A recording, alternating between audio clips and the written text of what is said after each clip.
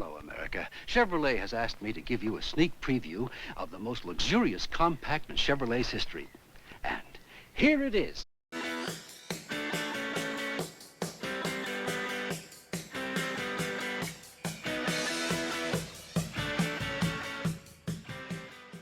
On this episode of Haggard Mechanic, we utterly annihilate the front end of the Nova and slap in a radiator support from Rhodes, custom auto, and a few other cool parts. So grab a snack, get comfy, and try to contain your ridiculously high excitement.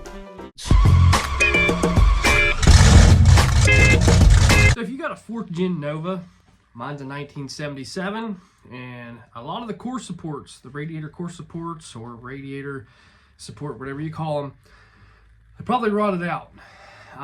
These cars were bad about the trunk floors rotting out because the back glass underneath would rot out and then rot the trunk floor out after water would leak through there. And then for some odd reason, the core support would rot out. Well, if you own a 4th gen Nova, you know you can't get one. Everybody makes like a repop. But you can buy a used one, you know, off a guy that's already rotted, but he puttied and painted and is trying to sell it for like $750 because he knows you can't buy them. So there's a place called Rhodes Custom Auto Works. That's what their website's called. On YouTube they go by Rhodes Custom Auto. Sometimes Rhodes Racing, whatever you type it in, it still comes up. They make radiator core supports for all kinds of stuff. They're tubular, they're made out of chrome moly tubing. Really nice. They run you about $380. I bought their solid bushing kit too, to put in between the core support. They're super fast. They had it done and shipped to me super quick. Okay. And, you know, I bought a lot of cheap stuff. You know, that's what this channel is based on. Bought a lot of cheap stuff and I bought a lot of expensive stuff. Now, the expensive stuff that I bought was okay. You see videos of people putting stuff on and you're like, oh, it goes straight on and all that stuff. A lot of expensive stuff that I buy never works out perfectly. I always have to tweak something. But when I went to put this on this car, which you'll see here in a little bit, I was super impressed. I'm not sponsored by them. I didn't get anything free. I didn't get a discount. I used my hard-earned money on this product. And I was super impressed. I went to go put this thing on expecting to have to tweak something or move something around. I put the bushings in, lifted the core support up, it bolted right to it, and it works. Like, I was shocked. I was like, man, this is really good product. They know what they're doing. So keep in mind, if you have a 4th gen Nova and you want to run this, you have to make your own radiator mounts. And you have to make your own places to put hood pins, which I used the core support to come with because it had like a little bracket on top. I just drilled a hole down through there and put my hood pins through, which there's nothing wrong with it. It will work. But let's get out here and start tearing this thing apart. You don't need like a step-by-step video because it's pretty simple. You pull the bumper, unbolt the bushings to your core support, unbolt your bumper, take your radiator out, and all that stuff, and this sucker will slide right out. Especially if you're just rotten, it'd probably fall out. And you just reverse everything you did. You know, you got to take your headlights out and all that. If you have an old car that ain't been messed with, you're probably going to have to get headlight adjusters. They sell them at O'Reilly's for like $7 a 2-pack. So keep that in mind. But let's get out here and work on this thing and get it together. So we got the bumper off, so we just got to take the core support out, which is super easy. It's a couple bolts and it should pull right out. So as you can see, we got it on. Went in flawlessly. I did get their bushing kit, solid bushing kit. But it just bolts up here and it bolts down there, but honestly, looks good. So we got a brand new aluminum radiator. This is chrome moly tubing. I can't weld this with a MIG welder. You can, but it won't hold very good. So to make my radiator mounts, I'm going to use this, just in case I use different kind of radiators. Be welding mounts to it so I can move it back and forth, and then we'll do a top piece. And then we got to put hood pins in also, because you can't run your factory latch. So we pulled it back out, got it painted, and it slipped right back in.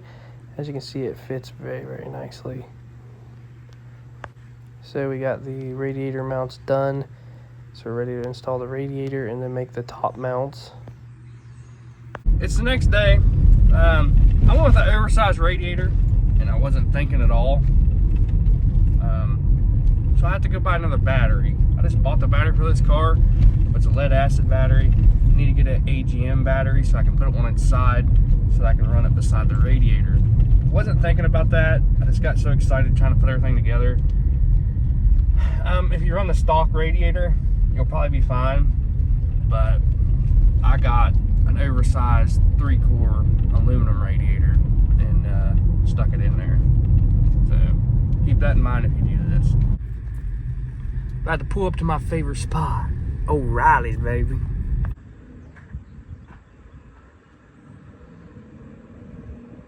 So we go on ChatGPT and we asked what the smallest battery you could run in a Chevy 350, what group size, because I need to save as much space as I can. So we went to Walmart. We're going to try one of their AGM batteries. I'm not buying a red top right now. They're like 300 bucks, and they've been getting some bad reviews here lately. Just mixed information. People have been having good luck out of these. I'm going to try to mount it on its side. I asked ChatGPT on that too. I said, can you mount any AGM battery on its side? And it said absolutely. And then I asked about the EverStart, and it said absolutely. You can't mount it upside down. So we're going to try it. We got some other stuff. We got a temp gauge, thermostat housing gasket. Had to extend the ground strap. That's about it. And we're going to start throwing this thing back together. So always prepare when you do a job like this. You're going to have to go buy some random parts because my thermostat was great. It worked good. I did all this work, put a new radiator and stuff in, and now it's sticking. So just replace it while you're there. I should have. I know better. But we're going to go back to the house, and then we're going to go put this thing together and see what it does. That Buick low, son. I mean, she is low.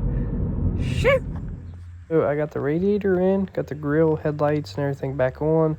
Thread the bumper on. As you can see, it looks like stock. Unless you look real hard, you can tell it's a tubular radiator support.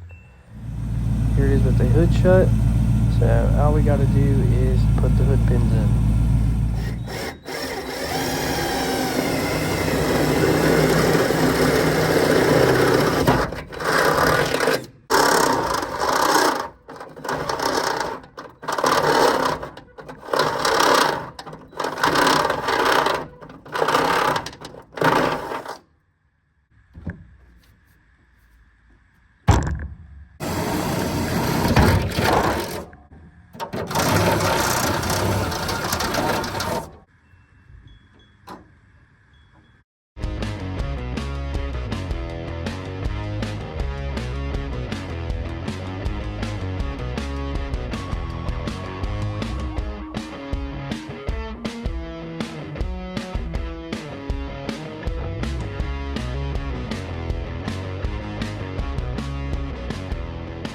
As you can see, everything worked flawlessly. It went together. It looks sweet. Now, I did run an oversized radiator. That's why I had to get a different battery. That battery I bought from Walmart actually works really good. It cranks this car over super quick. It's never cranked over that quick. Go check out their website. They have all kinds of stuff and all kinds of little tabs, brackets, and I don't know if you have a Nova or something, older Nova, they make core supports for it. Check it out. It's really solid. It doesn't bend. It's not all tweaky.